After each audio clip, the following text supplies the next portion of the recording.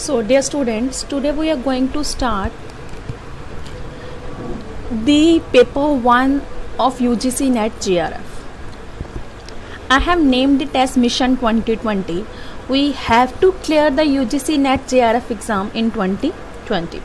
So, I have already uploaded the video describing the syllabus of paper 1, which is general paper, and paper 2 in specifically economic subject. If you have not seen the syllabus video, so please do see that, so that you can understand the syllabus, understand the material which you have to study and which you must study at, I think.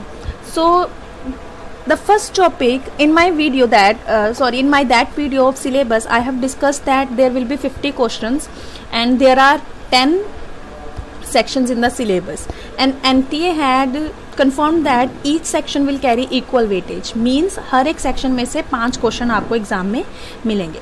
सो उसमें मैंने बताया था कि कुछ topic जो हैं theory के होते हैं और कुछ टॉपिक जो हैं प्रैक्टिकल में आपके सब्जेक्ट्स में से हैं.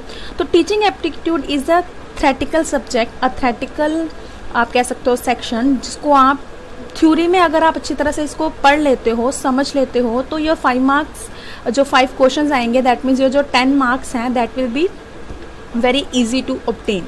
सो टीचिंग एप्टीट्यूड में सबसे पहले तो हमें पता होना चाहिए कि टीचिंग है क्या और कारण क्या है टीचिंग एप्टीट्यूड को पेपर में इंक्लूड करने का. क्योंकि जो नेट जीआरएफ का पेपर है, it is basically aimed for the qualification eligibility of being a associate professor. So उसमें टीचिंग एप्टीट्यूड का बहुत बड़ा रोल है. तो फर्स्ट टॉपिक इसीलिए टीचिंग एप्टीट्यूड पे डाला गया है. टीचिंग होती क्या है? टीचिंग एक ऐसी प्रोसेस होती है जिसमें एक पर्सन जो है, बेसिकली जो आपका टीचर है, अपनी नॉलेज को अपने स्टूडेंट तक या लर्नर तक या सुनने वाले तक क्लियरली ट्रांसफर करता है, अपने से उस पर्सन तक पहुंचाता है. अब एक ऐसा पर्सन जो अपनी क्लास का टॉपर हो, दैट डजंट मीन्स दैट कि वो टीचर बनने के लिए एलिजिबल है. बिकॉज टीचर बनने के लिए आपके पास नॉलेज के साथ साथ ये पावर होनी चाहिए कि आप अपनी नॉलेज को किसी और पर्सन तक किस तरह से ट्रांसफ़र कर सकते हो, उसको किस तरह से उसको समझाने के काबिल जो है बना सकते हो. तो coming to the meaning, teaching is a complex process which brings socially desirable behavioral changes in a learner. सीखने वाले में जब आप कुछ बिहेवियर में उसके चेंजेस आते हैं जो कि सोसाइटी के पॉइंट ऑफ व्यू से भी ठीक हैं, उसको बोलते हैं टीचिंग. ये एक प्लान प्रोसेस होती है. जब टीचर होता है, इवन जब मैं भी आपको पढ़ा रही हूँ, तो एक प्लानिंग के साथ चल रहे हैं कि हम पहले ये स्टेप करेंगे, फिर हम ये स्टेप करेंगे, ताकि हमारा जो है पूरा काम जो है, पूरा सिलेबस वो ख़त्म हो सके.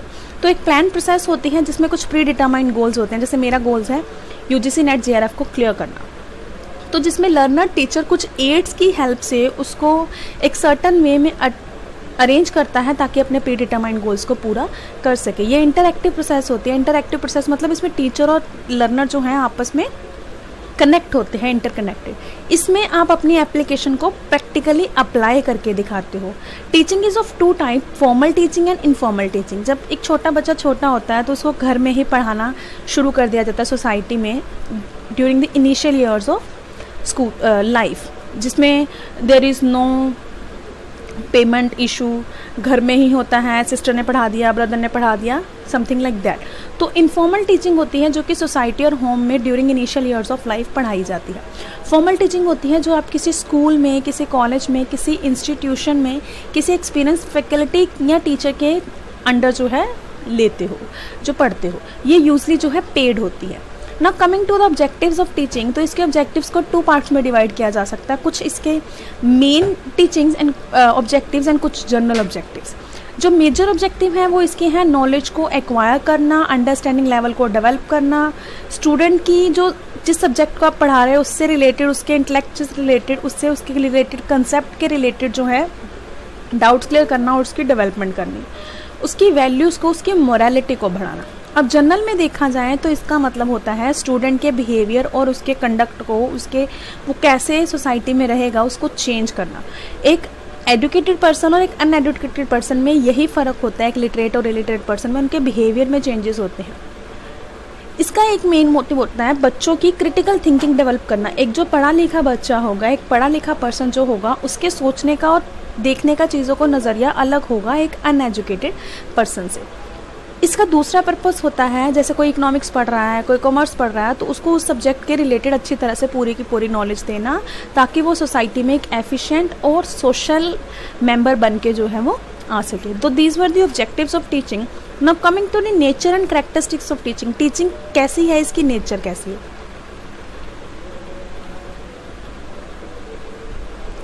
Teaching is a complete social process. Society में की जाती है, सोसाइटी के द्वारा ही की जाती है और सोसाइटी के लिए ही की जाती है। जैसे एक टीचर जो है वो भी तो सोसाइटी में रहता है ना, और एक स्टूडेंट जो है वो भी सोसाइटी में रहता है। तो it is a process which is taken by the society, for the society and in the society. It is a process of giving information. Obviously teaching है तो टीचर से लर्नर तक इन्फॉर्मेशन जो है एक्सचेंज होती है। कम्युनिकेशन ऑफ नॉलेज, अभी मैंने बताया है क्लास का अगर पढ़ा लिखा टॉपर बच्चा भी है, वो अपनी नॉलेज को कम्युनिकेट नहीं कर पा रहा, तो दिस इज़ नॉट टीचिंग, वो टीचिंग नहीं कहलाएगा। टीचिंग तब होती है जब पढ़ाने वाला जो कहना चाहता है, जो पढ़ाना चाहता है, उसका वो क्रक्स उसकी बातों का लर्नर तक पहुंच सके, लर्नर समझ सके कि वो क्या कहना चाहता है। It is a dynamic concept, तभी आप इसको बोलते हैं प्रोसेस। प्रोसेस का मतलब होता है जो चेंज होती रहती है, और टीचिंग में भी तो कितनी सारी चीज़ें चेंज हो रही हैं। आपकी ट्रेडिशनल टीचिंग अलग वे की, मॉडर्न टीचिंग अलग वे की। हम करेंगे इसको कि टीचिंग किस तरह से चेंज हो गई है ओवर द टाइम। अब पहले जो है मोस्टली बोर्ड्स पे, कार्डबोर्ड्स पे इस तरह से पढ़ाया जाता था। आजकल की teaching, take your example, you are learning online. आजकल हमारी टीचिंग जो है वो ऑनलाइन हो गई है। हमारे एड्स जो मेथड्स हैं टीचिंग के वो चेंज हो गए। So this is a dynamic concept. It is a interactive process, मैंने अभी बताया। इसमें स्टूडेंट, टीचर और टीचिंग रिसोर्सेज जो हैं आपस में इंटरेक्ट करते हैं, तो ये एक इंटरेक्टिव प्रोसेस है।